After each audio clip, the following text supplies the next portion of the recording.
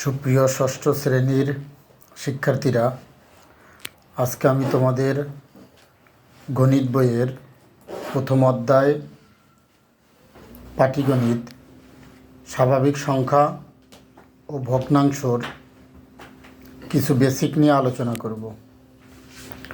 তোমাদের কিভাবে সংখ্যা গঠন করতে হয়, সংখ্যাগুলো অঙ্ক লিখতে হয় এবং কোথায় লিখতে হয়, কিভাবে বড় বড় সংখ্যাগুলো খুব সহজেই তোমরা লিখতে পারবে, আজকের ভিডিওতে তোমরা তা দেখবে। তোমরা দেখতে পাচ্ছ তোমাদের প্রথম অধ্যায়ের নাম হচ্ছে স্বাভাবিক সংখ্যা ও ভগ্নাংশ। এখানে কিছু প্রশ্ন দেওয়া আছে। এই প্রশ্নগুলো আশা করি তোমরা ভালোভাবে প্র্যাকটিস করলে এই অধ্যায় সম্পর্কে ভালোভাবে তোমরা একটা ধারণা পাবে। প্রথমেই বলা আছে স্বাভাবিক সংখ্যা অথবা গণনাকারী সংখ্যা ও প্রাকৃতিক সংখ্যা কাকে বলে, যেটাকে আমরা ইংরেজিতে ন্যাচারাল নাম্বার বলি। এরপর আছে অঙ্ক কাকে বলে। আমরা অনেকেই এখন পর্যন্ত অঙ্ক কাকে বলে, অঙ্ক কী, অঙ্ক কত প্রকার ও কী কী, এই বিষয়গুলোই জানি না। কিন্তু সেই ছোটোবেলা থেকেই এখন পর্যন্ত আমরা অঙ্ক নিয়েই সবাই ব্যস্ত থাকি। শিক্ষার্থীরা, তোমরা একটু ভালোভাবে এই জিনিসগুলো যদি আয়ত্ত করো, তাহলে আশা করি তোমরা অঙ্ক জিনিসটা কী এবং সংখ্যা কী খুব ভালোভাবেই তোমরা বুঝতে পারবে।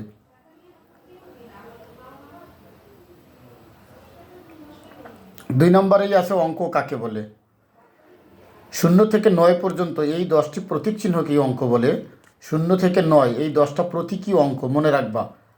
এরপরে অঙ্ক কত প্রকার ও কী কী? অঙ্ক 2 প্রকার, সার্থক অঙ্ক, সাহায্যকারী অঙ্ক। সার্থক অঙ্ক হচ্ছে 1 থেকে 9 পর্যন্ত, আর সাহায্যকারী অঙ্ক হচ্ছে 0। এরপরে দেখো আছে সংখ্যা কাকে বলে। তারপরে আছে অঙ্ক পাতন কাকে বলে। এরপরে আছে কোনো সংখ্যায় ব্যবহৃত অঙ্কগুলোর মান কিসের উপর নির্ভর করে, অঙ্কের স্থানীয় মান কাকে বলে। এই জিনিসগুলো অবশ্যই তোমরা ভালোভাবে পড়বে এবং মুখস্থ করবে। যেহেতু বর্তমানে আমাদের গণিতে কিছু সংক্ষিপ্ত প্রশ্ন আসে, এইখান থেকে হয়তো তোমাদের সংক্ষিপ্ত প্রশ্ন হিসেবেও কোনো না কোনো প্রশ্ন পরীক্ষায় আসতে পারে। এরপরে দেখো সংখ্যা গণনার পদ্ধতি। যা আমরা যখন ষষ্ঠ শ্রেণীতে পাটিগণিতের প্রথম অধ্যায় করব, তখন আমাদের জানতে হবে সংখ্যা গণনার 2টি পদ্ধতি রয়েছে। একটা দেশীয় গণনা পদ্ধতি আর একটা আন্তর্জাতিক গণনা পদ্ধতি। তাই শিক্ষার্থীরা ভালো করে একটু খেয়াল করো, দেশীয় সংখ্যা পঠন রীতিগুলো একক থেকে শুরু করে কোটি পর্যন্ত, অর্থাৎ একক, দশক, শতক, হাজার, অযুত, লক্ষ, নিযুত, কোটি। এরপরে যতগুলো সংখ্যায় থাকুক না কেন সব আমরা কোটির ঘরেই লিখব, মানে কোটিকে নির্দেশ করব। এইখানে শিক্ষণীয় বিষয় হচ্ছে অনেকেই আমরা নিযুতটা কিভাবে লিখতে হয় এইটা জানি না। নিযুত মানি লক্ষ, এটা ভালোভাবে মনে রাখবা। নিযুত হইলে লক্ষ হবে, তখন সংখ্যা হবে 60টি।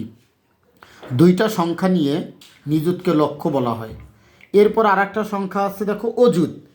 অযুত মানি হাজার। তাই অযুত যদি থাকে তখন 5টা সংখ্যা থাকবে, আর তখন 2টি সংখ্যা নিয়ে হাজার থাকবে। এরপরে দেখো কিভাবে কমার ব্যবহার করতে হয়, এটা আমরা অনেকেই জানি না। কিভাবে কমার ব্যবহার করব, কয়টি সংখ্যার পরে কমা ব্যবহার হয়, তোমরা তাও শিখতে পারবে। আমরা মূলত 3টি সংখ্যার পরে কমার ব্যবহার করি, যেমন কোটির পরে, লক্ষের পরে, হাজারের পরে। এই 3টা সংখ্যার পরে আমাদের কমা ব্যবহার করতে হয়। যেমন একটি উদাহরণের সাহায্যে তোমাদের ব্যাখ্যা করা হলো, 7,27,24,912। তাই দেখো 7 কোটি, 7-এর পর একটা কমা ব্যবহার করা হয়েছে। 27 লক্ষ, এরপরে কমা, 24,000, তারপরে কমা ব্যবহার করা হয়েছে। আশা করি শিক্ষার্থীরা তোমাদের এই ক্লাসটা যদি ভালোভাবে করো, তোমাদের পাটিগণিতের বেসিক মোটামুটি একটা ভালো ধারণা চলে আসবে। এরপরে দেখো বৃহত্তম এবং ক্ষুদ্রতম সংখ্যা কিভাবে গঠন করব। আমরা জানি বৃহত্তম মানে বড়, বৃহত্তম সংখ্যা মানেই হচ্ছে গিয়ে 9 এবং ক্ষুদ্রতম সংখ্যা মানেই হচ্ছে 0। কিন্তু আমরা জানি প্রথমে কোনো সংখ্যা যদি 0 হয় তাহলে 0-র কোনো মান নির্দেশ করে না। জিরোর যেহেতু কোনো মান নির্দেশ করে না, তাই জিরোর পরিবর্তে প্রথমে আমরা একটা 1 বসাবো। এর পরবর্তীতে যত অঙ্কের ক্ষুদ্রতম সংখ্যা বলবে, 1-এর পরে ততগুলো আমরা শূন্য ব্যবহার করব। দেখো, আমি একটা উদাহরণের সাহায্যে এখানে তোমাদের ব্যাখ্যা করেছি। যদি বলি 5 অঙ্কের বৃহত্তম সংখ্যা ও ক্ষুদ্রতম সংখ্যা কী, তাহলে হবে 5 অঙ্কের বৃহত্তম সংখ্যা মানে 5টা নয়, 5 অঙ্কের ক্ষুদ্রতম সংখ্যা মানে হচ্ছে 1 দিয়ে 4টা শূন্য ব্যবহার করব। 5 অঙ্কের যেহেতু, তাহলে 5টা অঙ্ক হতে হবে। তাহলে প্রথমে যদি আমরা শূন্য ব্যবহার করি, তাহলে শূন্যের কোনো মান থাকে না। তাই 1 দিয়ে 4টা শূন্য ব্যবহার করলেই আমার 5 অঙ্কের বৃহত্তম সংখ্যা হয়ে যাবে। আশা করি শিক্ষার্থীরা বৃহত্তম ও ক্ষুদ্রতম সংখ্যা বুঝতে পেরেছ। এবার আসো আন্তর্জাতিক গণনা পদ্ধতিতে কিভাবে আমরা সংখ্যা গণনা করব। তাহলে কিছুক্ষণ আগেই আমরা দেশীয় সংখ্যারীতি কিভাবে গণনা করতে হয় সেটা দেখেছি, একক থেকে শুরু করে কোটি পর্যন্ত যায়। কিন্তু আন্তর্জাতিক গণনা পদ্ধতিতে একক, দশক, শতক, হাজার, এরপরে হয় মিলিয়ন এবং বিলিয়ন। এইভাবেই আমরা আন্তর্জাতিক গণনা পদ্ধতি অনুযায়ী সংখ্যা গঠন করব।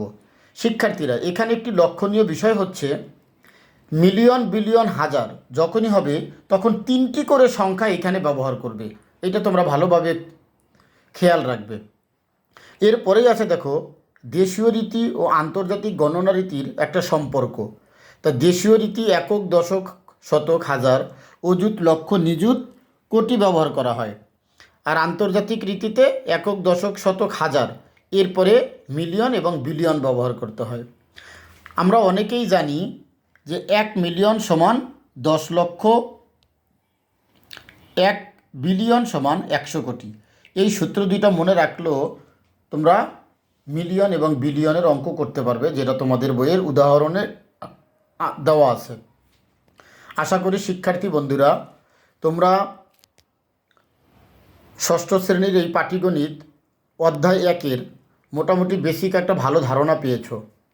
এর পরবর্তীতে তোমাদের 1 এবং 2-এ কীভাবে অঙ্কে লিখো এবং কথায় লিখতে হয় এরকম কিছু অঙ্ক আছে। আশা করি তোমরা এইখান থেকে এই বেসিকটুকু যদি ভালো ধারণা রাখতে পারো, তাহলে অবশ্যই তোমরা ভালোভাবে অঙ্ক করতে পারবে।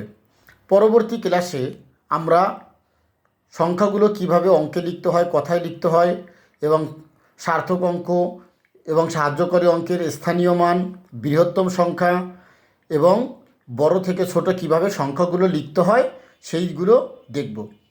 আশা করি তোমরা সবাই বুঝতে পেরেছো। ভালো থাকো, সুস্থ থাকো, আমার চ্যানেলের সাথেই থাকো এবং চ্যানেলটি সাবস্ক্রাইব করে আমার চ্যানেলের সাথে সর্বদাই তোমরা থাকো। আল্লাহ হাফেজ। সবাই ভালো থাকো, সুস্থ থাকো। খুদা হাফেজ।